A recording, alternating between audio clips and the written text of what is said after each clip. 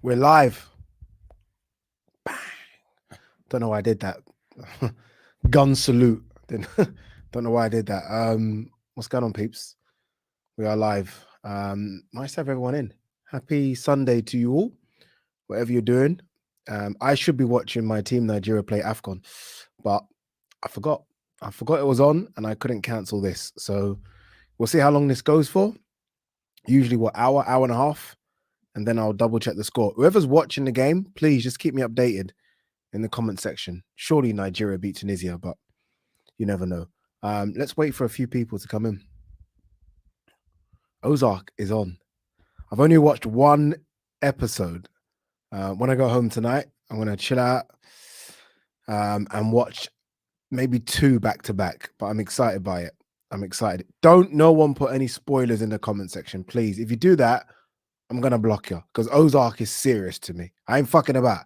If you put if any of you put anything in the comment section, it's a block. In fact, I don't want to do that because you're my subscribers. I'm not going to block you. I'm going to mute you forever. All right, let's say hello to people. Who we got? Who's in? Metalbox J, the big green chair time. It is the big green chair time. What else is Metalbox saying? Peter and Hugh Fury ducked Hrgovic. Everyone's ducking Hrgovic. To be fair though, they don't need to fight Hrgovic. It doesn't make sense. Like, no manager should make that fight for Huey Fury. So look, I don't blame Peter for saying no, not yet. If they were to have ever made that fight, I would have said, "What are you doing? That's stupid." So Hrgovic isn't where they need to go. It really isn't. So yeah, we'll see. It's a shame that the IBF have got involved, so we're not going to see Hrgovic Yoka. That's a joke, but that's another discussion. Zahid says, Big A's boxing talk, best part of my week. That's a lovely compliment. That is a lovely compliment. Thank you very much. It's only a bit of fun, innit? We have a little chit chat for an hour and a bit, and then you go home, I pack up, I go home, and that's it. I say you go home, you're watching this from your house, I pack up and go home. Jack Sheridan, yesterday, watching you while putting myself through the pain of future champs on FIFA. You know what, yeah? I'm not into computer games at all. I probably had one computer console in my life. Is that what they're still called? I don't even know. Like a Nintendo. I don't know how old you guys are, but I had like a Nintendo 64 when I was 12 or 13. Some of you might not even know what that is. So that's how much I'm not into computers. Amandeep Jahal says, good evening, everyone. Good evening, peeps. Good evening, Amandeep. Sai H, good evening, brother. Says, good evening, Ade. I'm thankful of the early start as I'm knackered. Me too. Putting the Nigerian game on to see how Joe Aribo plays. The Conlan fight is really hotting up. Apologies.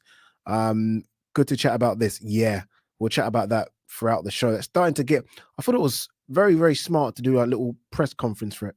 Like, you don't necessarily need to, but I think it needed it. And now I think people are fully invested in it, and I think it's going to be a good fight. Like, when they released that schedule, I was more excited about that than anything on the schedule. I think, yeah, way more than anything on the schedule. I really like that fight. Really, really do. Kelvin Hind. That's what it is. Kelvin Hind, I think. Personal trainer. Looks in great shape. Bloody hell.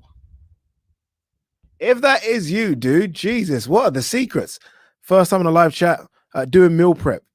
Can you send some of your meal prep my way? You're in shape, boy. MB, evening, everyone. Looking forward to this one. Me too. Jamie M says, come on. Ricky Stevens says, doing the same thing here at Kelvin Hind. Everyone's doing a bit of meal prep, yeah? I'm going to do a bit of meal prep now when I get home. Eddie Rose says, salute. Amandeep Johal says, inactivity, the killer of all PBC fighters. Yeah. Inactivity and injuries. Let's not forget he was injured during that fight as well. What annoys me, and look, Gary Russell Jr. hasn't fought for ages, nearly 2 years. But what annoys me is that he knew he was injured before the fight, said it. I did a video about it. He said it. I'm injured, but I don't want to reveal what the injury was. Gets injured during the fight, and you're like, well, you told us you were injured. Like, who Why fight if you're injured?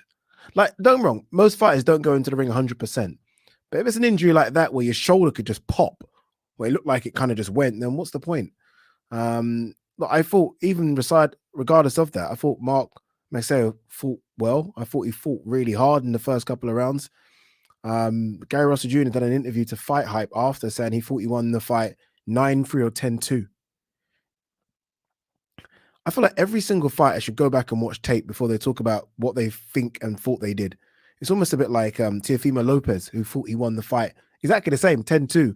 He said 11-2, thinking there were 13 rounds, but he said he thought he won against Kambosos 10-2. Like, what is Gary Russell Jr. talking about? I've looked at the stats for that fight. I've watched it, but then you look at the stats because, you want to back yourself up. Magsayo won pretty much in every single category of stats. Punches thrown, punches landed, jabs thrown, jabs landed, body shots thrown, body shots land. Everything was Magsayo. So I'm not quite sure what Gary Russell was talking about. Look, credit to him for continuing to fight with clearly what was a bad shoulder. Couldn't throw that right at all. And look, you got to rate that, but it doesn't mean you won the fight, because you didn't. You lost the fight. It's going to be difficult for him now, I think, because it didn't seem as though there's a rematch clause. He's going to want a rematch, but I don't think there's a rematch clause. And this is a guy that is inactive. Like, he hasn't fought for 2 years. Before that, one fight a year. So maybe now that might, light a fire up his backside, and he might think, I've got to fight now. I've got to get in there. But I don't know. Now, with the shoulder, would it require surgery?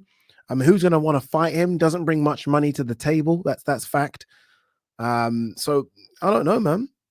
It's going to be difficult for him to get back. It's going to be very, very difficult, because you're not good unless he puts himself in a mandatory position. He doesn't fight for any other governing body, so he's not a mandatory for any of the other belts. Who's going to want to fight him on a voluntary? Good luck to him. He's talking about going up to 130. He looked small yesterday. I've always thought he should go to 130 as well, but Mark Magsayo looked massive. So I'm thinking the next jump, he's going to be too small for 130. He looks tiny for 126 in the ring. He's going to be small for 130. So good luck to him. Anthony Vander, Ethan, big up. Evening, brother. Evening. Andrew said, let's go, Big Depot. Romford in the building. By the way, Romford is about 20 minutes from here. That's why I said like that. G-Man Boxing. G-Man, salute to Ade. I'm doing, me and G-Man are recording something on Tuesday, isn't it, G-Man? I think we're doing something on Tuesday. I haven't recorded anything with G-Man for a while, so looking forward to doing it. Manzilla48 says, PBC in the mud. You know what? Now you just said that, it reminded me of Devin Haney. Devin Haney, I thought, was really, really rude after the fight. Like, I don't know what beef he's got with Gary Russell Jr. Fine, I don't care. But he said Gary Russell Jr. lost to that bum. He called Mark Magsayo a bum. Like, it's not that Mark Magsayo is no one. Rude. Honestly, he's the kind of person, yeah, he's got to be careful. Like, Floyd flirted with this kind of stuff, but Floyd was so good, you couldn't beat him. So Floyd got away with it because Floyd was so arrogant. You wanted him to lose sometimes, but he was so good. Devin Haney's not Floyd. He's not that good. As far as I'm concerned, he's a good boxer, but he's nowhere near anything special. He's going to lose. I'm telling you now, Devin Haney isn't going to go through his career undefeated. And when he does lose, the reaction's going to be horrid. He's got to be careful. He's got to be very, very careful, because, again, I didn't like what he did last night. Like, he's not going to taste an L soon. He's going to take an L, and then he's going to have to run for cover. Because that kind of attitude there, nah, not a fan of it at all. All right, guys, you know how it works. When the super chats come in, we'll read those, then we'll go straight back to the top and get back to it. Super chat here from Reese. I really appreciate this, Reese. Thank you very much. Adelaide, top form keeping the Sunday sessions going. In my opinion, Kambosos versus Tank is the fight to make. Interesting, and the most exciting option for George out of the 135ers. It's interesting because that's the one that's least spoken about. Like, it seems to be a straight shootout now between Devin Haney and Lomachenko. Like, not many people are talking Tank. I've said, if we're talking money, Tank's the biggest fight. There's no doubt about it. Tank's the biggest fight if Tank were to go to Australia, because Kambosos definitely wants to fight in Australia. Tank taking that, almost that circus act, Floyd and Ellaby to Australia, will do big numbers. Massive numbers. Like, where Floyd goes, every single camera goes. And I love it. And I think Tank will fancy his chances against Kambosos. So I think Tank could go there and say, you know what? as much as I don't want to travel, I've got a chance to literally come back with all the belts. And I think it's the most money that can be offered to Kambosos as well. I think it's more likely to be Devin Haney, just because there's a relationship now, at least with Eddie and Kambosos. And obviously Devin Haney works with DAZN, so I think it's likely to be that. And I think I think Kambosos will fancy his chances against Devin Haney. I think smart people around Kambosos will try and avoid Lomachenko. I think for at least another year. I think Loma's still got a lot to offer. But I do think it's more likely to be Devin Haney than Gervonta, which is a shame because Gervonta would be fun. A super chat from G-Man Boxing says, yeah, Tuesday is the plan. Movie recommended The Outlaw King. Watch it last night. Brilliant. The Outlaw King. Might watch that. I can't watch it though because I'm watching Ozark. Literally, no point anyone recommending any movies for 5 days because Ozark has got me fully invested. WM super chat again. Guys, I really appreciate these super chats, by the way. Thank you. Team AJ are playing the game and have no intention to step aside. The longer this plays out, the more time he has with his new trainer. Usyk AJ 2 incoming. Yeah, I have no doubt about. There's two things I have no doubt about. AJ has his new trainer. I have no doubt about that. And AJ will fight Usyk, but I don't expect it to be until the summer. Like there was a lot of talk about April, May. No. I think it's more likely June, July. I think it's more likely he fights in the summer when the football season's over, he uses Tottenham Stadium, and I think it happens then. But I'm with you on the first. I'm with you on a couple bits there. I think AJ has a new trainer already, and it wouldn't surprise me if they're working right now. Maybe not in the gym together, but looking at tape, looking at things they can do and change to AJ's setup. That's all happening, I think, anyway. I saw someone ask me about my next guest that I'm going to get over there. I've had a couple of pullouts, which is disappointing. No dig at the people. Everyone's got things that pop up in their lives. The next person, I don't want to say it actually. I can't tell you. I want to be a surprise. I like when I do it, film it, and it's a surprise. But we got a couple of people lined up. Trust me, I wouldn't have built all this just to do this. I love this, but this is more important. So we got a lot coming up. What have we got here? Mighty Four says, good evening, big man. You good? I am good.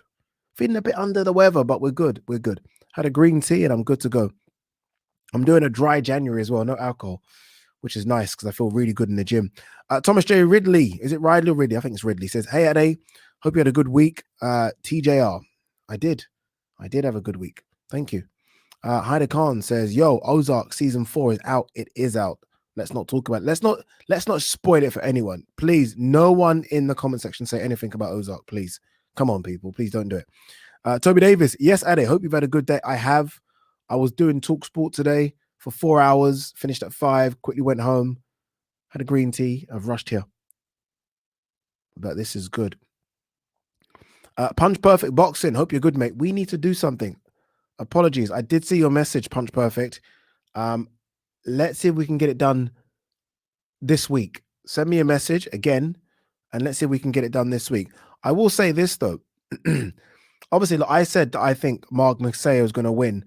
I watched your video 2 days ago, and I thought your thoughts and predictions about the fight were spot on. And you also said, kind of like what I said, that you thought Mark Magsayo was going to win, that you thought you had a very good chance as well. Guys, if you don't know about Punch Perfect Boxing, please go over and watch the channel. Honestly, fantastic. Not just world scene, British scene, even lower, like real low domestic level, knows a lot about boxing. Very impressive young man that no doubt, like G-Man's boxing, channel will grow if he continues to put out the content. Go and support if you can. Kayoshi, good evening, Ade. Good to see you. I appreciate your content as always. Thank you very, very much. What we got here? Andrew says, any news on Usyk rematch? Warren seems confident a deal can be done to make undisputed thoughts.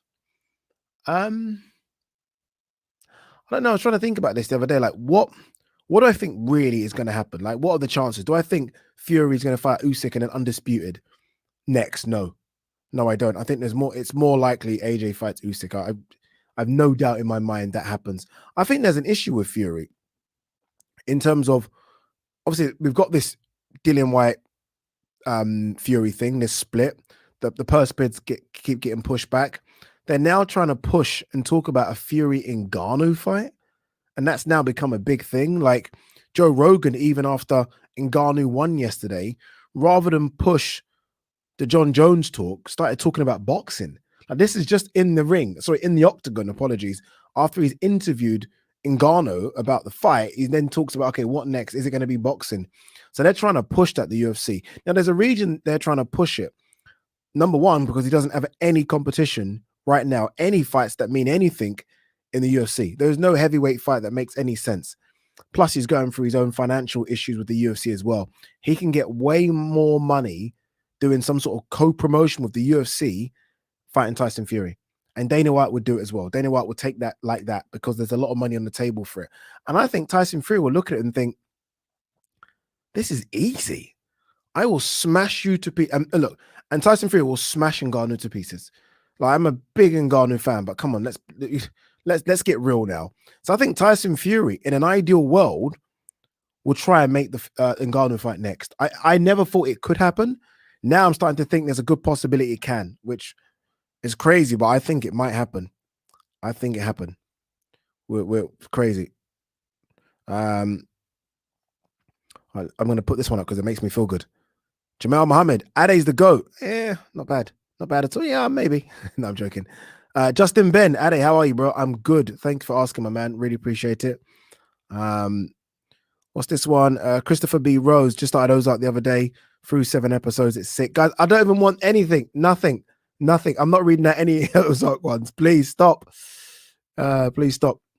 Metalbox J says, it's a good fight for Huey. You're wrong, pal. Hrgovic is not a good fight for Huey.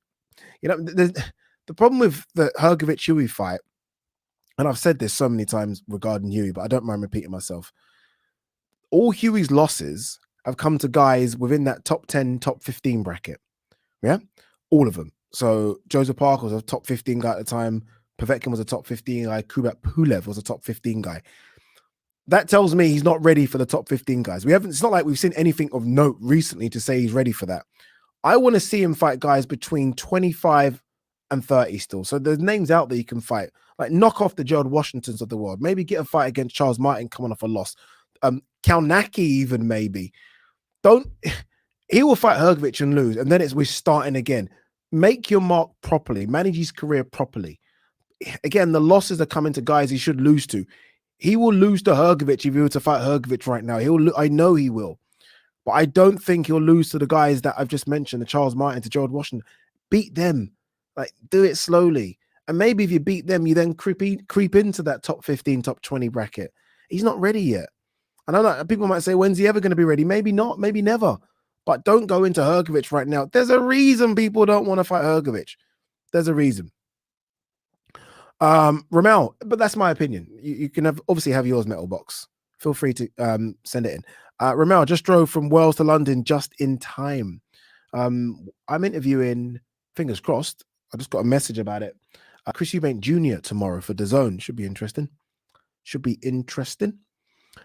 Luke 20, hope you're well, Ade. Love this channel, mate. Been sub for a while now. Keep it up, my man. Thank you. Really appreciate it, man. Really appreciate it, Luke. Top man, thank you. Soldier Boy, health and fitness channel. What's cooking, Ade? Well, what's cooking is some salmon, prawns, a bit of brown rice, some spinach, and a bit of spices when I get home. Can't wait. The Lost Soul, even that, hope you're doing well. I am, you know. I am. Sai H says, everyone is so big on Hrgovic, but we have never seen him with anyone decent to see how he fares. It's true. That part's true. I agree. I've seen some sparring, if I'm honest with you. So I've seen a bit of him, but you are correct.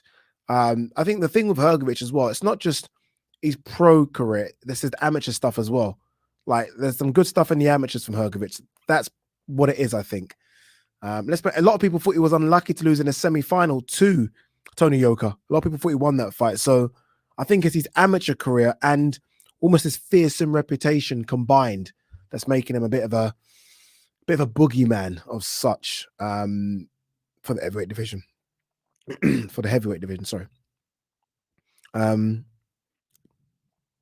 Andrew Webb says, what did you think of the Ngannou fight yesterday? Have I had a chance to watch it yet? I did watch it. I watched it on the way to work today. Good. I thought Ngannou looked good. I thought it wasn't what I thought it was. When you see two guys that size What, they both 6'5", 260. I expected like fireworks. Like I expected someone to get hurt badly, but it didn't play out like that. Ngannou's clearly improving all his facets to becoming a very good MMA fighter. Now he's got a bit of a ground game. He can wrestle a bit more as well. And I think that's been improved by switching camps. Ngannou's the real deal. Ngannou's the real deal. We know the power already, but now, even if you take him down, he'll get up. He's the real deal. Big problem. A big man as well. Big man. It's funny, we say he's a big man. Tyson Fury's bigger. Crazy. Ash I says, thank you for the super chat, brother. Says, thoughts on UFC fighter pay at a criminal. UFC fighter pay is criminal. That's why, look, I get excited. Well, I used to get excited when UFC used to put on these amazing cards. And us as boxing fans, we used to get upset when, unfortunately, the cards for boxing aren't as deep. UFC doesn't pay anyone. That's why they're able to put on these incredible cards. So look, us as fans are winning because we're going to see these great cards, but the fighters are losing. The fighters are losing. Hence why they all moan about the money. They get to a level and they're like, what? How's this possible? And they know the business game now. That's the thing about the fighters, especially the ones that have been there for a while. They know the game. So they know, they understand, especially the ones that fight on pay-per-view. They understand the numbers. So they must just work out the numbers and think, how have you paid me that? Like Ngannou spoke about getting paid 600,000. Now, some of you might say that's a lot. I don't think it is a lot for the UFC heavyweight champion. And he'll hear that and he'll hear like Tyson Fury getting paid 20 million. And he probably just shakes his head thinking, this is ridiculous. And it's a shorter reign as well. It's a short reign. So, yeah, man, I think fighter pay, I think it's a disgrace. And I think more needs to be spoken about it. I think it's an absolute disgrace. But we'll see. Super chat here from Punch Perfect Boxing says, thanks for the shout out, mate. I'll drop you a message. Glad you are doing well. Yeah, guys, honestly, really insightful channel. I don't know how you know so much about boxing and are so young. But yeah, he knows his stuff. Really does. All right, let's get back to where were we? I think I missed a few. Apologies if I had. All right, this is Calvin Hind, who's a pro bodybuilder. Jeez. Man, that's some shape. What? He's in shape. He's the kind of person when you're on the beach, you keep your top on, don't you? You're like, fuck that. Keep that top on right now. Oh, we read that one, didn't we?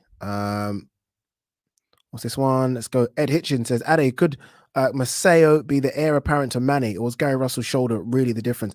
Definitely not the heir apparent. No. He won't be that. I mean, Manny's incredible, isn't he? But Manny likes him. Manny actually said that that Magsayo reminds Manny of himself when he was younger. And look, this is what happens. Like Manny's obviously unearthed a lot of talent in the Philippines. Like, a lot of people are boxing because of Manny Pacquiao. You think, and not just Manny Pacquiao, apologies, Nonito Donaire as well, Casemiro, but mainly obviously because of Manny Pacquiao. And if you watch the fight yesterday, he fights like Manny. Like, he kind of does that jumping in thing, what Manny does. And look, Manny's been hit a couple of times with it. Let's not forget when Manny got smacked by Marquez and fell flat on his face for jumping in. He does that a lot, which is why you can hit him. You can hit Magsayo, but he's very big at the weight. He has fast feet, really got powerful hands. I like him a lot, but he's certainly not the heir apparent. But he's part of that new breed of boxers coming through from the Philippines. So yeah, very good. Stephen Tokley says, yesterday, yes, my brother. Muzzy Meyer says, Eden family, hope everyone is doing good and having a blessed Sunday. Gary has 6 kids to feed. He needed the payday. Payday. I know, my friend. Maybe that is the issue. I don't know. I mean, look, it's been a tough year for Gary Russell Jr. Let's not forget his brother died. His dad, who's his main trainer, had his, I think it was either foot or leg amputated because of an illness. So, I mean, that for anyone to then get in the ring and having to do business, it's going to be difficult. He struggled to make the weight as well. I don't know if you guys saw, he had to make the weight. He had to kind of get on the scales and get on a second time. So, look, it's been tough, man. It's been tough. And he's not fought for 2 years as well. So, but I don't know about his businesses. Hopefully he's made some good investments with the fights he's had. But maybe you are right. Maybe it's a case of, I want that fight. I need the money. I need to stay busy. But I do think he's the kind of fighter that will look back. And look, I don't know why fights haven't been made for Gary. A lot of you, I done a video about it the other day, and a lot of people were saying, if fighters are ducking him, what can he do? That's why you have a promoter and manager. Get the fights. Not saying promote him. At least get me fights. That's the minimum you can do. I'm a world champion. My name is Gary Russell Jr. I've got an amateur background. I've got a pro background. People know who I am. Get me fights. He'll look back when his career is done and think, what have I done? Like, how have I only had one fight a year since 2015? It's only he is to blame for that. Only he is to blame. Reese Cooper, smashed the Gary Russell prediction, Ade. Yeah, but even a broken clock's right twice a day. Man. Daniel White says, one hand Russell was amazing given the circumstances. Jay was really, really good considering it was clearly gone as well. So, yeah, you got to respect him. Yes, Eddie, you won me £60 last night, my bro. Yeah, well, you can £60 super chat me. I'm joking. Well done.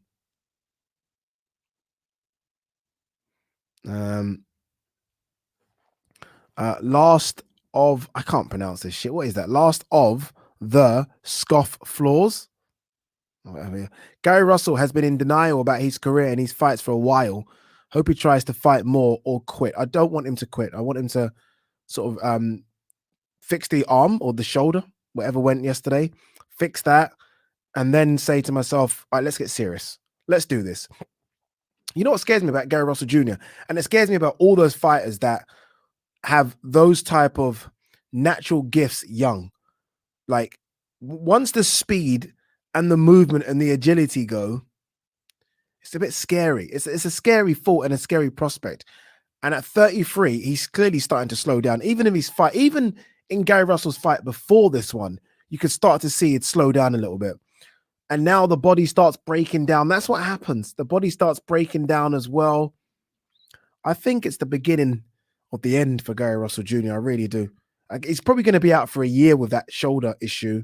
He's 33. He's got no belt anymore, so he doesn't have anything to bring to the table. He only fights once a year anyway. I don't know, man. I think that could be it. I hope it isn't, but I think it could be. I really do. I really do, but I hope it isn't. Super chat here from Ben Odom. Really appreciate it, Ben. Thank you, man. Thank you for the support throughout. Says Ngannou's first fight in boxing should be 4. Oh, okay. For those of you that don't know, 4. Most of you will.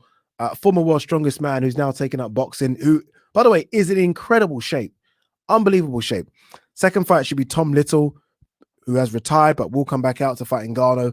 Third fight should be Tyson Fury. Cash out. Joking aside, hope everyone is well. Ozark tonight. Yeah, Ozark definitely. Let's go through that.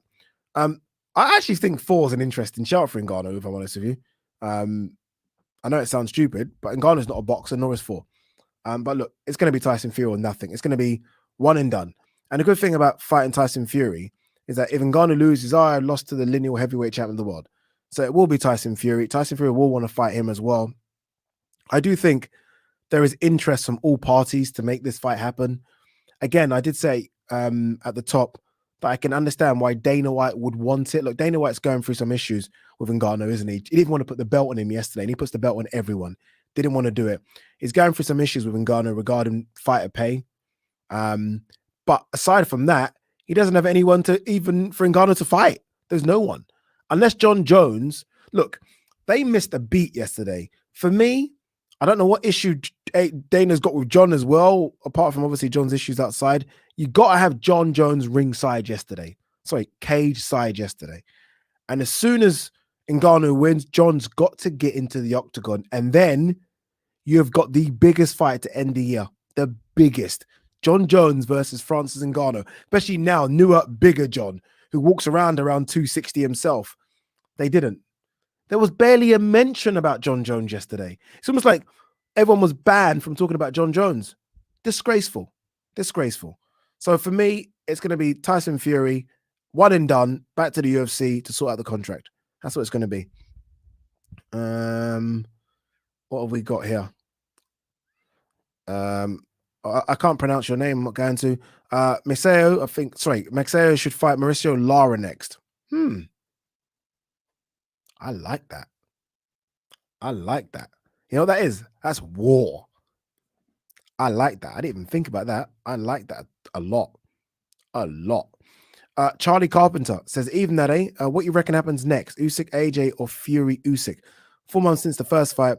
Surely discussions going on behind the scenes. There will be discussions, but the one thing I think we know about Eddie Hearn is that he talks, doesn't he? Eddie Hearn talks. He lets you know, he lets you into his world.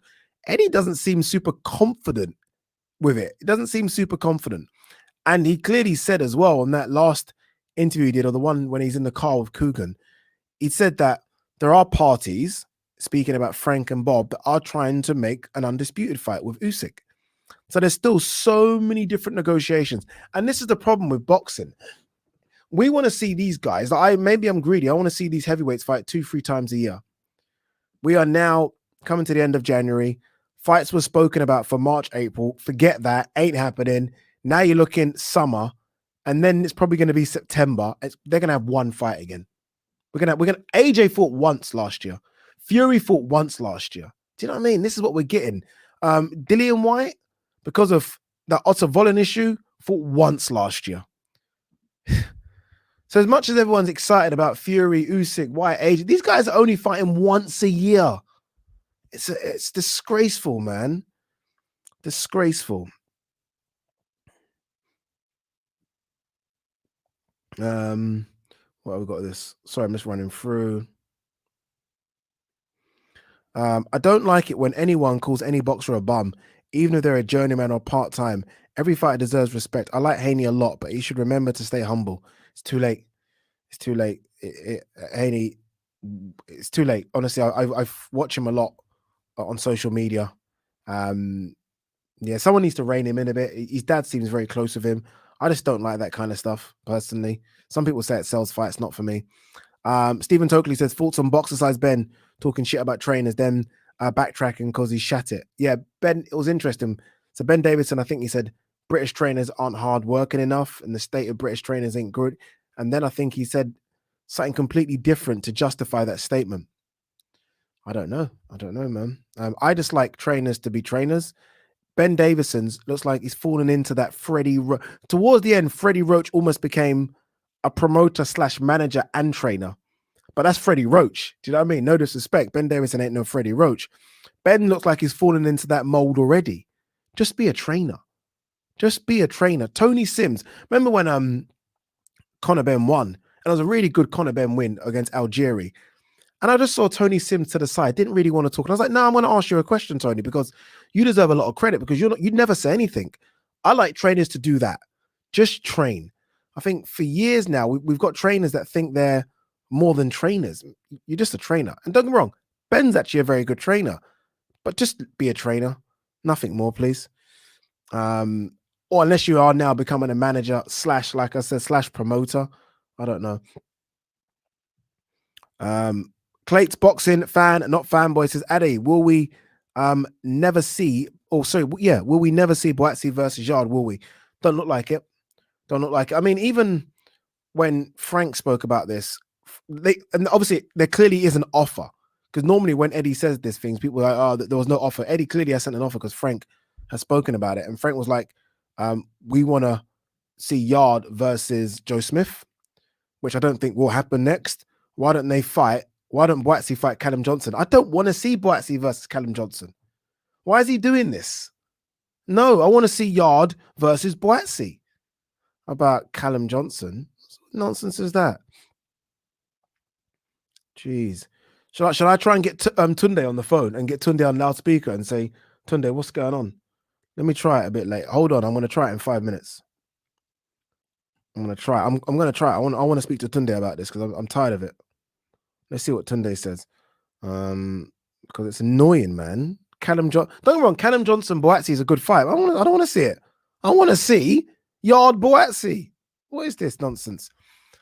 Sean Wright, super chat. Thank you very much. Says, is the inactivity really Gary Russell's fault or the PBC's? Why can't the PBC just let the fighters who allegedly promote themselves fight on other networks for proper money? Nah, it's Gary Russell's. I'm sorry. Look, don't get me wrong. A lot of the PBC fighters aren't fighting enough, but we're seeing Gervonta be a bit more active recently. Gervonta's a bit more active. Gervonta, when he fought Barrios and then fought Isaac Cruz, I think there was only like a 4-month gap. So Gervonta's staying busy. So I think it's the fight. Like, we're talking one fight a year, man. Are you telling me no one from PBC In the last 2 years, has tried to give Gary Russell a fight. I mean, so here, Gary, here's a fight we got for you. It's Gary. It's Gary. It really is.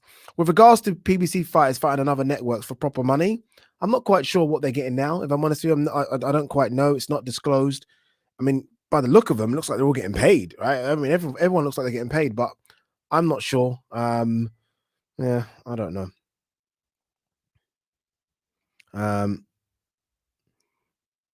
What's this one? Naoya Minamino says, I think Ryan Garcia beats Kambosos Jr. I think people underappreciate his power and precision. I think Ryan Garcia is a very good fighter, but I think it's stalled. You beat Luke Campbell, you got to capitalize on that win. That was a good win. You got put down, you got up, and you looked good. And he looked strong, he looked aggressive. His punch selection was very good. That was in January. Was it January or early? I think it was January. That's a year ago. So I don't know. I don't know what Ryan Garcia we're getting come fight night now. He's had surgery as well for his hand or whatever it was. Let's just see. He's had his own mental issues outside the ring, which has been fully disclosed. Let's see what kind of Ryan Garcia we're getting, and then we know. But I think Kambosos has the beating of Ryan Garcia personally. I like Kambosos. I think we're sleeping on Kambosos again. Kambosos just beat Teofimo Lopez. That's no joke, you know. Teofimo was number 1 in the lightweight division. Number one. Like, you could argue about who was 2, 3, 4. Teofimo was number 1, and Kambosos beat him. It wasn't a lucky punch. It wasn't a dodgy decision. He beat him. A big, strong Teofimo Lopez. I think we're sleeping on Kambosos again.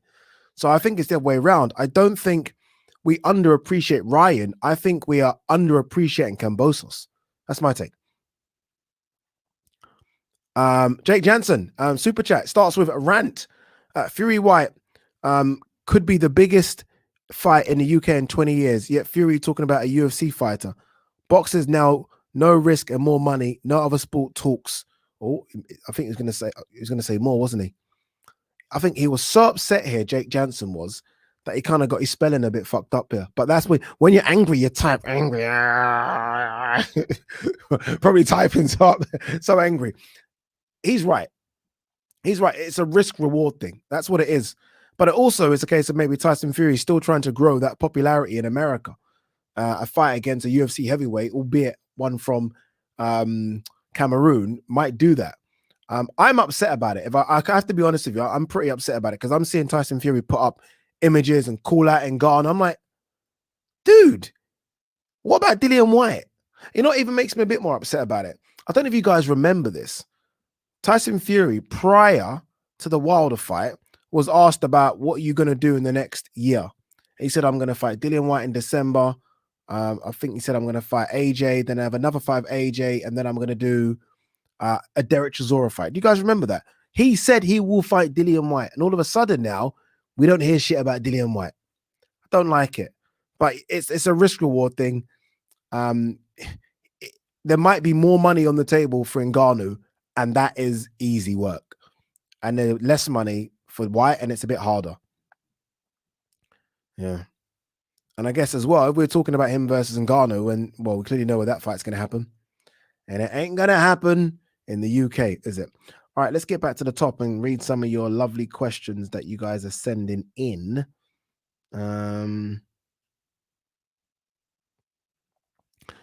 Reese Cooper says, I think Kambosos has more chance of beating Haney than either Tank or Loma, but still think he struggles with any of them three. Yeah, he will struggle with any of them three because they're good fighters. I mean, they're very, very good fighters. Tank's unbeaten, Haney's unbeaten, and Loma certainly looks like he's back to his, not his best, but looks like he's back. So I don't know, man. I think he's going to struggle against all three, but I do think, honestly, if Haney were to go to Australia right now and fight Kambosos, I would make Kambosos favorite. I would. I'm very much a what have you done for me lately person. What have you done? Devin Haney looked okay against Jojo Diaz. I think Kambosos looked like a warrior against Teofimo Lopez. Plus, he'll have 60 to 70,000 people behind him. I will favor Kambosos. I will favor Kambosos against Haney. I think I would edge to Loma and I'd edge to Javante because of the power. but I'd favor him against Ryan Garcia and Haney in Australia. I really would. Darren Barker, even at normally catch these tomorrow on my drive to work, but manage to watch the live tonight. Keep up the good work, geezer. Thank you very much. Is that Darren as in the Darren Barker that I do DAZN with, or another guy called Darren Barker? Who, regardless of it is, thank you for the comment. Really appreciate it. Donovan Williams says TMT, the money team, won't pay Kambosos what he wants. Yeah, Kambosos does want a lot of money, doesn't he? He wants a lot of money, but I think it's a fight that will generate really good numbers in Australia. Look, I'm not quite sure about the what he says about the 60 to 70,000. I'm not quite sure if it really gets that, but I mean that alone is a massive gate, like a huge gate. So we'll see. And how desperate are the money team and Floyd and Leonard to get the belts? The belts are all there, and he has traveled before. Let's not forget he came over here, didn't he, to the UK, Gervonta Davis. So he's not afraid of traveling if he thinks he's got a chance of winning. Andrew says, if AJ fights Usyk in the summer, does that mean we get an undisputed first? No, it doesn't. It just means that the fight takes longer to make. I mean, come on, guys. We're at the end of January. What's today? January 22nd? 22nd? 23rd? 23rd, isn't it? I mean, if AJ was going to fight in April, fight camp would have to start literally next month. Ain't going to happen. I don't think it's going to happen. I think we are looking, again, more realistic. We are thinking, or I think, looking at a summer fight between AJ and Usyk. That's what I think. That's what I think. Right, what's this one? Sean Hodge boxing. Just got my booster and feel shit. Rest up. Rest easy, my man. Rest easy.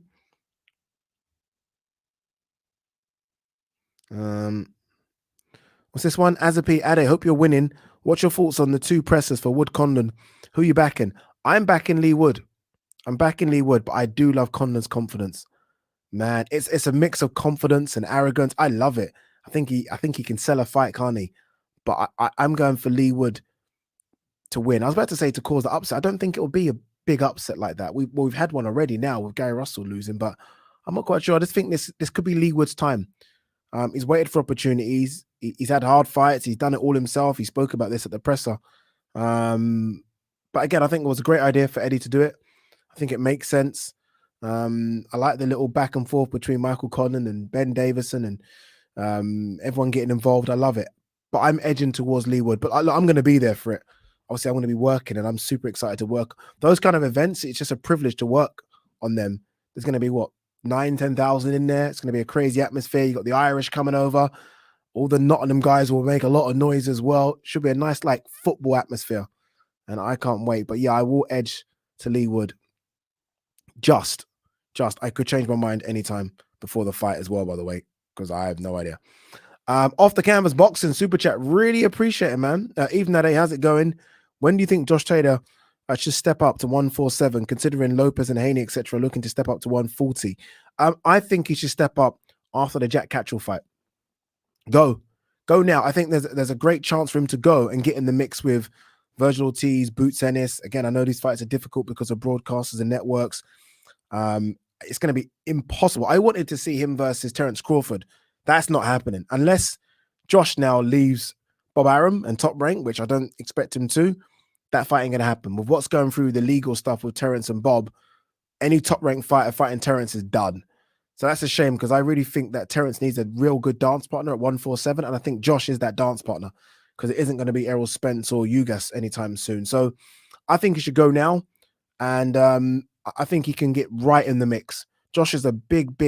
You guys must have seen the videos of him talking to Terence Crawford. The size of him is a very, very big 140-pounder, and I don't think he should try and kid himself to make that weight limit if he doesn't have to.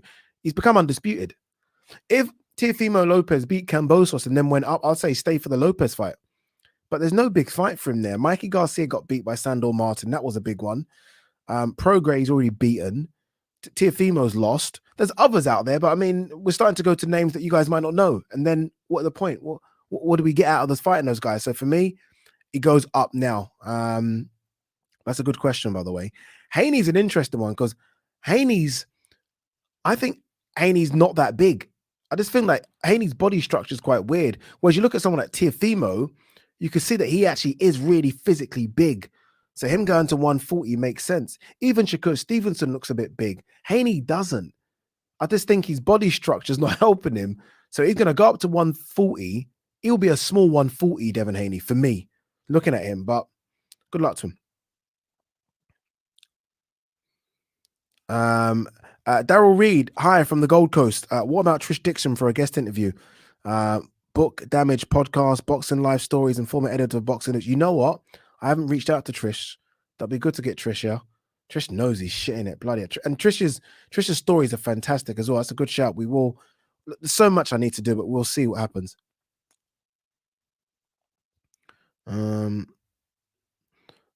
Toby Davis says, where do you think Lomachenko will stand in an all-time best fighters pound for pound? He's arguably nearing the end of his career, and I think he has a very underrated resume. I think his resume is really good. Really, really good. It's weird. People say he lost to Salido. Like Salido was shit.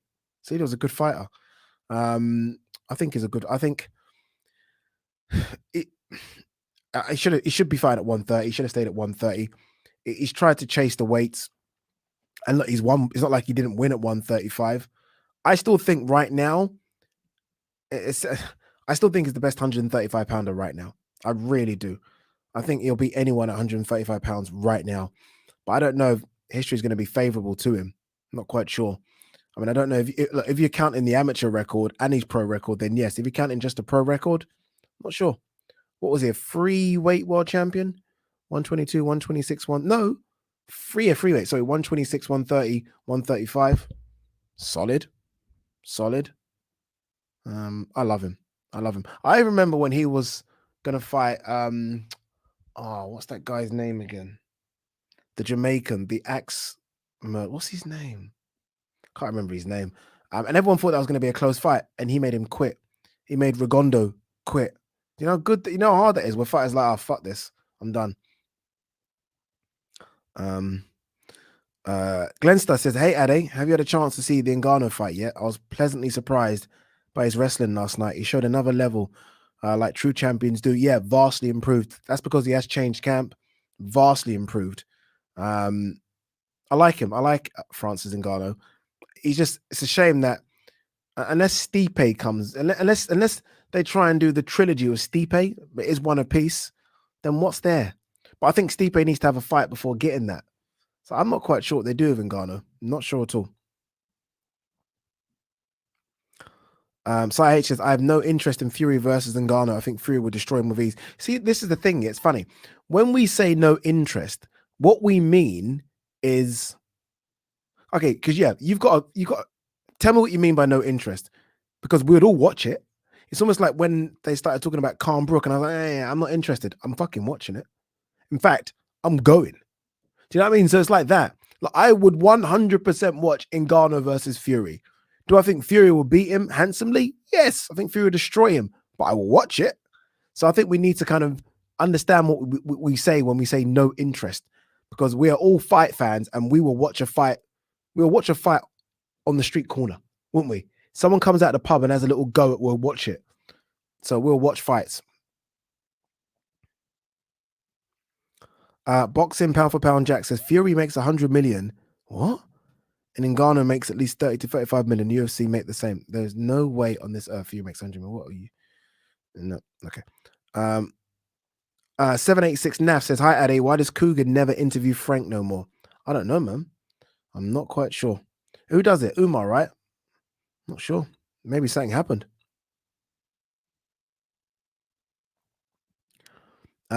Frederick says, hey, no disrespect to Magsayo's win. He was good and had his night, but I would honestly see a rematch. But I would honestly see a rematch when Gary is fully recovered and ready. Yeah, look, it's true. Look, he fought him for the best part of, I don't know how many rounds, 7 or 8 rounds, whatever it was, with one arm. But even prior to that, I thought Magsayo was doing good work. Now, would he have kept it up? Yes. Go and watch all of his fights. This guy's got a gas tank for days.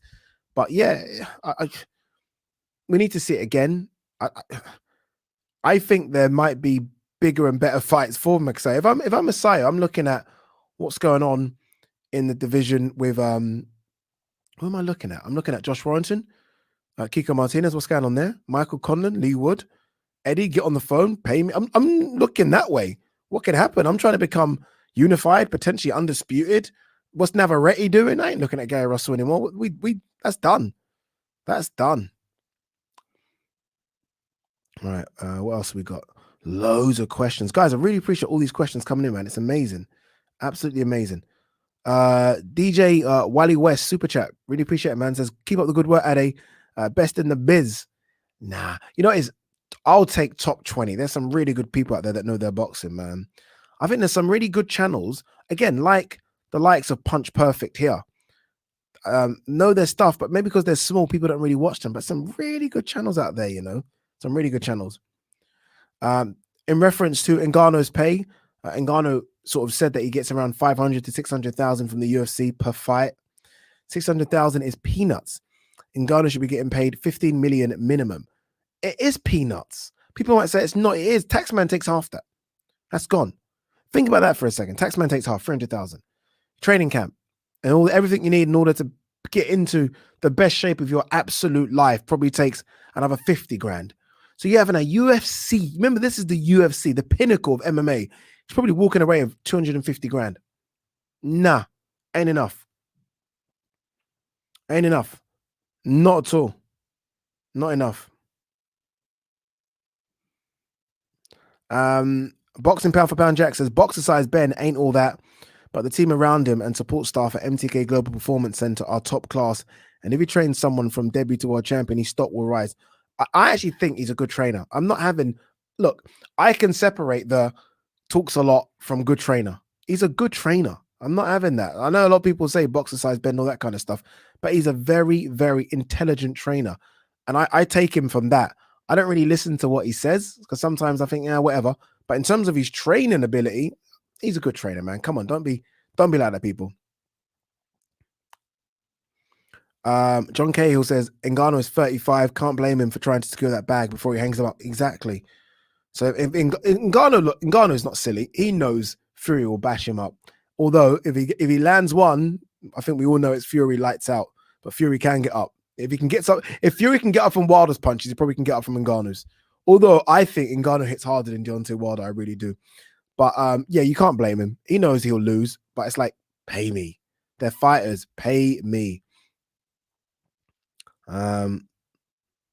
Daryl Alexander says smash the like button and subscribe. 300 plus in it. Yes, guys, please, if you can, smash the like button and subscribe. It really does help. It really does help. Where am I?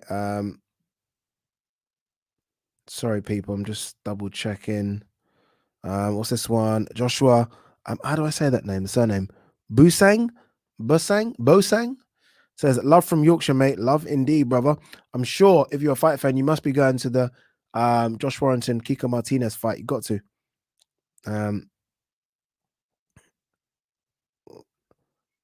Christopher B. Rose says, not big into music and never listened to Tupac. What? Never listened to Tupac. Go and listen to the Me Against the World album. For me, it's one of the most underrated Tupac albums. I actually think it could be the best Tupac album. I love it. I love nearly every song on there. A lot of people will reference All Eyes on Me, and I get that. In fact, for me, my top 3 albums are Me Against the World, Machiavelli, and All Eyes on Me. Yeah, that's my favorite 3. This has to be a lie. This can't be true. You're playing games with me. Have you seen the WBC have just made Jake Paul ranked number 9 in the lightweight rankings? It can't be because he fights as a light heavyweight or even a cruiserweight. So that can't be true. You're playing games. Stop it. Stop. Because I ain't got time to go and check, and it's going to annoy me. You're lying. You have to be lying. Is he lying, people? Is he lying? Pound Entertainment Media says Parker versus some Aussie journeyman for the Kambosos versus Devin Haney undercard to make it a bigger event, a possibility. That would. Obviously, look, Joseph Parker is from New Zealand, but I know what you mean. It will still grow. I think that will do really, really good numbers. I think they'll stack it. And not only that, but they've got the names like Ebony Bridges. They've just signed Sky Nicholson. They know what they'll pack that place out if they need to. And I'd love it to happen. Imagine being allowed to fly to Australia to watch boxing. Jeez. 786 Naf says, Ade, I'm predicting Brooke to decapitate Khan and then beat Ben at the end of the year. I need to see Brook a week out and see what he looks like weight wise, because I thought he looked massive recently in an interview, and I think the weight's a problem for Brook. And maybe obviously his punch resistance might have gone as well, which is strange, really, because he's been in tough fights, Brook. But it's weird how it's just gone. I think his punch resistance gone because of the weight cut and the water to the brain. I think that's what's happened with him, because he's been in hard fights after Golovkin and Spence, like against, relatively strong guys, and I never felt like his punch resistance was gone then. And I don't consider Terence Crawford a big puncher, so I think it's the weight issue for Brook. But I don't think he'll fight Conor Benn, by the way. I don't see that happening. To sex. CRB. I love it. I've never met a man so consistent. CRB super chat says Fury White isn't happening. Cheers, homie. It's not happening. I agree. I think we're getting to the stage where, look, the purse bid is the 26, right? And they keep, even the purse bids, they keep pushing back and pushing back and pushing back, which I don't know if it's a good thing or a bad thing, but I'm more leaning to it ain't happening as well now. It's a shame. And if it ain't happening, what are they going to do with Dillian White? You start to wonder whether or not you get AJ taking step aside. Who knows? White taking step aside, and they make AJ Dillian White. I don't know how the crowd or the fans will react to that, but honestly, anything could happen now. It's getting to that stage. I think anything could happen. St. Pierre says, Ade, I think you stop Canelo. A focused Ade with 6-month training camp is too much for these guys. Love the channel. Jeez. It'll break me down, boy. Oh, imagine a body shot from Canelo. Drew P. Knocker says, Ben Davison is a bit annoying and cringe, but he's doing well. Results are there to see. Fact. I don't care anyone tells me. Look, again, separate your dislike for him as a person to how good he is as a trainer, and watch his fighters. He's a very good trainer. I think we've got to I think especially over here as Brits, we've got to start to recognize our good young trainers. I go Shane McGuigan, obviously, Ben Davison, because we've got good trainers over here. We have, and I think those two are heads and shoulders above a lot of other trainers over here. There's some good trainers over here. Dave Caldwell's a great trainer, I think, really good trainer. When you go and speak to him, you just watch how his fighters prepare. He's good, and you look at what he's got with Sniper the Boss, who look really good in getting the IBO super middleweight strap. So there are some good trainers out here. Tony Sims is another good trainer out here. But I do think Ben Davison and Shane McGuigan, you only have to look at the fighters that have joined their stables. People are going there because they feel that they can get the best out of them. And Ben's like that. Interesting question, because I have no idea. Does anyone know the answer to this question? Leo Mac 1 says, will Billy Joe Saunders fight again? What's happened to him? I ain't got a clue. Honestly, I haven't got a clue. There was a lot of talk about if he could fight Chris Eubank Jr. That's the only fight possible. If Chris Eubank Jr. comes through against Liam Williams, how likely is it he fights Billy Joe Saunders? It's a big, big fight. It's a huge fight for Sky. A huge fight for... Imagine how big that is for Sky. Imagine if Sky were to get bloody Calmbrook and then get Billy Joe Saunders Eubank rematch. Oh, Jesus, man. People at the Zone, we having heart attacks. CRB1 says Francis hits harder than Deontay Wilder in boxing, which you never see him do a day in your life. Go have a lay down, my guy. You must be knackered. Yeah, I am a bit tired, but I have seen him spar, so that's absolute lie. Just go and type in Francis sparring. He spars boxers. CRB again. Do your research, brother. You can't come for me, boy. I do a lot of research. Do your research. Oh, jeez. All right. Hyderada says, in terms of skill, not resume, Lomachenko is top 5 of all time. Not true.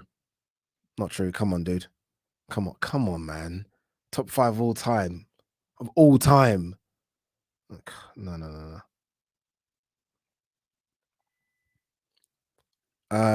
John Wayne, have any of you guys been to the United States? You know what? Funny you say that. I did tell you guys I got something to tell you a couple of days ago, right? I'm going to the Super Bowl.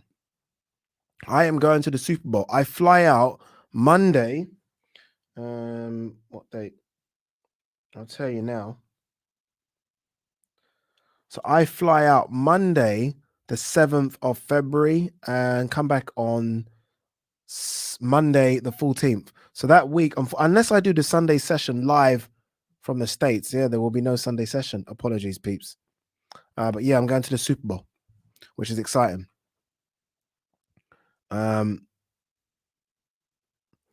Ninja's Rose says, do you think the day will come that fighters start doing fight-by-fight deals instead of signing long-term contracts and take some of that power, ego, and bullshit out of the promoter's hands? Yeah. Especially top fighters. I mean, that's kind of what Canelo does right now. Hence why he's able to go into any platform he wants to go to. It's risky if you're not a top fighter, because then what you lose, then it's difficult to go. You have no bargaining tools, do you? You have no bargaining chips to go to the table with, so to speak. But I do think a lot of fighters will start doing that. I really do. Oh, wait a minute. How's this a fluke? Well, the 786 NAFs. Let's be honest, Ade. Kambosos beating Lopez was a fluke. Lopez thought he could eat him up in 3 rounds. My prediction, Devin. How's that a fluke, though? My prediction, Devin to destroy Kambosos and Lopez will be champ at 149. 140? Was that 140? I think, yeah. How's I don't understand that. This again. Look, my definition of a fluke in boxing is a lucky punch. You've seen it sometimes where someone just almost shuts their eyes, throws one, and it's like, oh my God, it's a big upset, right? Dodgy scorecards, ref getting involved, when letting them fight but breaking it up. And I'm like, refs, someone goes 12 rounds and goes to war with someone and is the victor. There's nothing fluke about it. Nothing. And even if Teofimo Lopez came into that ring thinking it was easy work, when he got put down, that alone, you go back to the corner, you're like, okay, all right, we need to do this. Look, I'm not going to, Teofimo Lopez isn't Floyd Mayweather, but the best fighters make adjustments. You'll always remember when Floyd got hit with those 2 punches from Sugar Shane Mosley, went to the corner and was like, all right, okay, I see what we're doing here. 1 second. Teofimo Lopez came out and couldn't do anything. So it's not a fluke. There's no way on earth that's a fluke result. You don't beat someone over 12 rounds and that should be a fluke. You really don't. You don't.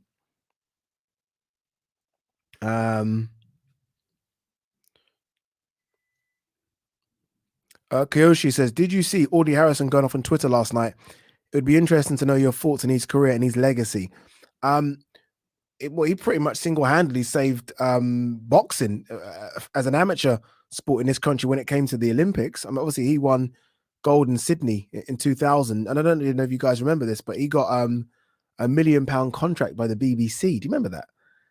It might not sound a lot now. It was a 10-fight deal, £1 million, and it was like 100,000 a fight. Look, what did he do? I think he got so close to that kind of world level, just not close enough. He stayed. I remember speaking to Ed Robinson about Audley Harrison, and we was talking about Audley, and he was like, credit to Audley for doing what he did, but a lot of the reasons why Audley became Olympic champion or went so far is because he stayed as an amateur for so long, where everyone that kind of beat him as an amateur disappeared, and he stayed long. That's why he was almost fast-tracked when he came out of the amateurs, because he's a lot older, a bit like Joe Joyce, a lot older than everyone. But you got to give credit. They don't give Olympic gold medals out for free. It's not that easy, and he done that. So I'll give him credit. I enjoyed him in Prize Fighter. I thought it was fantastic. I remember him fighting Deontay Wilder over it. The problem is you have lasting memories of the Deontay Wilder fight when Deontay Wilder destroyed him, the David Haye fight, which was an embarrassment. But there were some other fun fights. There were some fun fights for Audley Harrison. But he made his money. I don't know if you guys have seen. He done this show with David Haye, where he's teaching David Haye how to play poker. Quite fun. It looks like he's living a fun life. I don't think he cares too much. He's doing whatever he needs to do. He's making his money doing, he didn't spend stupidly. He's got some investments in the States. He went in on a lot of people, though. A lot of people.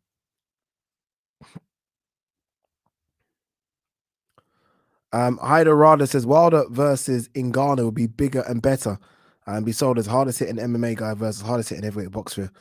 and both technically poor. I'm just tired of these crossover fights. Like Floyd, you know what it is? Floyd versus Conor was a good one because of the build-up and all that talk and itself. All the others, I had a lot of interest in Floyd Conor. Did I ever think Conor was going to win? Absolutely not. No chance. But I liked the build-up. I thought the build-up was fun. This Ngannou versus Fury thing, the build-up will be shit. It won't be great. You know, it won't be like what they did with Floyd and Conor, where they had, fuck what they do, it was like 4 press conferences around the world. It ain't going to be that, is it? Nah. All right, guys, 10 more minutes. It's a 10-minute countdown. GT, Ben had the best year of any trainer last year, except maybe Reynoso. Is that a true statement? I guess. I mean, Josh Taylor becoming undisputed, Leewood shocking Duke. I mean, yeah. He works in that Devin Haney camp as well. It's not a bad year. It's not a bad year at all.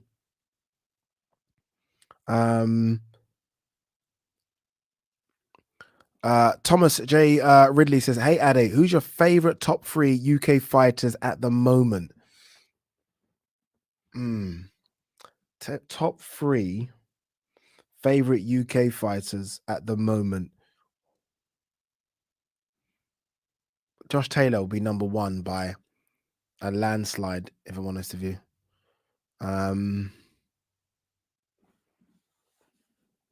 Who's top 3? This isn't top 3 in terms of ability. This is just top 3, yeah.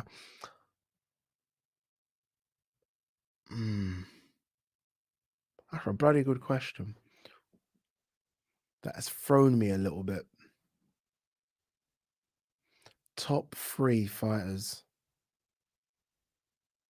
Jeez, I feel like a traitor to AJ if I say Tyson Fury. Who knows? He might be watching. Can't do that. Can't do that. Josh Taylor, Joshua Boatsi, Conor Benn, all for different reasons. I'm going to stick with those 3. That's a trick one. I'm going to probably change my mind by the end of the video. Clean 12 says, Ade, big up from E14. You're not too far from here. You're not too far from here. Chris said, you called the Russell Jr. fight. You know what it is?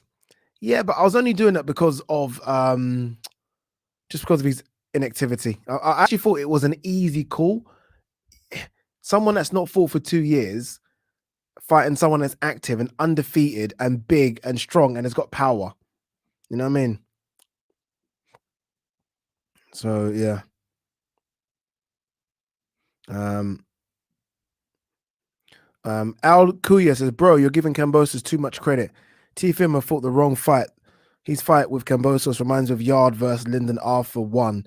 With the right tactics, Teofimo Lopez beats Kambosos easier. This is nonsense. I'm sorry, Al Kuya.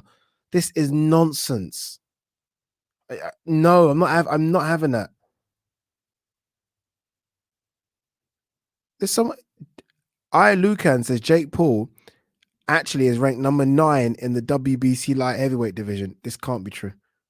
It can't be. I'll make a video about this. This can't be true. It can't be. Ninja's Rose says Fury is more concerned with getting attention than just boxing, and it doesn't help with bitter old Frank in his ear either. I don't know, man. Oh, what? See, look, I see CRB has sent a super chat. Bro, I'll send you your money back with something about Ozark. I've got to move up from it. I can't see it. See what kind of nonsense I'm talking about. I'm going to send you your money back. I'll just read this one again. Ninja's Rose. Fury is more concerned with getting attention than just boxing, and it doesn't help with his bitter. No, I think that's a bit harsh. That's a bit harsh from Fury. This is a guy that just beat Deontay Wilder. Let's get, I mean, it's not like he's been fighting bombs. He's had 2 back-to-back fights with Deontay Wilder, and 2 very interesting fights as well. I just don't know what's going on. Like, okay, is it a case of if Dillian White accepts 80-20, the fight happens? Is it that simple? I have no idea what's going on. So I need answers. I actually asked Eddie Hearn to come over here, and he hasn't got back to me.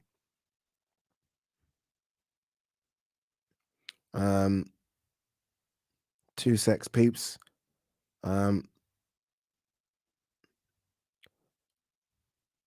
CRB Super Bowl. Word. What does HMU mean? I'm old. I don't know. Is that some HMU? What would that mean? Hit me up. Oh, hit me up. I got it. Hit me up. I might slide over. Oh, jeez. Sorry. Simone Lanello or Ianello says, Ade, do you rate Ilunga Makabu? I rate him a lot more than I did. So I was lucky enough to commentate on Makabu's fight after Makabu lost to Tony Bellew, so his comeback fight. So I was able to go and see him. We done a little sit-down interview, blah, blah, blah. He actually fought in Carnival City in South Africa, the same place where Lennox Lewis fought and lost. So I was there for that. And I saw him up close, and I was like, there's clearly something there. I thought he was small at the weight, but I thought there's something there, definitely. Now he's got a lot better. He's got a lot better. He's a lot more confident. And I think he would have caused Canelo some problems. I just don't know what's going on with that fight now. It almost seems like that fight is off. Like no one's talking about it anymore. It was like a guarantee that, oh, Canelo's going to fight Makabu now. No one's saying anything. So I do rate him. I don't think he's the weakest champion. I just think his size gives Canelo a chance. I don't think he's the weakest champion, by the way. But I think his size gives Canelo a chance. What's this one? Tony Pugilist Boy says, the game of boxing will never leave the power brokers. Rich people run poor people for the entertainment of the masses. Hasn't changed, boy. Hasn't changed. Back to Kambosos' talk about Teofimo Lopez. You can't have a fluke over 12 rounds. That's me. Yeah. Exactly. And this is my thing. By that logic, if you're an underdog and win, it's always a fluke. Yeah, it's not. And this is what I think. This is what I want people to get out of their head. Because he won, it's almost like we're making an excuse for Teofimo. Oh, Teofimo underestimated. Oh, Teofimo done this. No, you just lost, blood. You just lost, and you lost over 12 rounds, and you got put on your ass. You got put on your ass. His face was all busted up. Everything. What are people talking about? Oh, this has to be a joke. Nigeria losing 1-0. Is that true? Oh, Jesus. Is Nigeria losing 1-0 or winning 1-0? People, I don't know. I don't know. 786 NAF says Conor Benn versus Josh Taylor will be huge in 2024. Potentially, yeah. It could be. It's almost weird. It's a fight where we're starting to hear small whispers already. And I do think that come 2024, those whispers, come the back end of 2022, depending upon what kind of work that Conor Benn does. Look, now I think we all know, can we all agree that Josh Taylor will beat Conor Benn. But come the end of 2022, if Conor Benn has started to do what I think he does, and at the end of 2022 fights an Avanesian and beats him, stops him, whatever he does, then I do think there's going to be some conversation in 2023 about the fight. And I do think it will happen. Two Brits in and around the same weight class, or will be in the same weight class by the time 2023 comes round. There's going to be some talk about it. There has to be. There has to be. John Wayne says, give me your top 3 American fighters. America ain't really produced. No, I'm joking. Terence Crawford is number 1 by a bit of a landslide for me. That's how much I love Terence Crawford. You know what I really like, and I think might do some damage in a couple of years' time. He's not in my top 3. I want to mention him though. Jared Anderson. I really like the heavyweight Jared Anderson. Gervonta Davis will be number 2.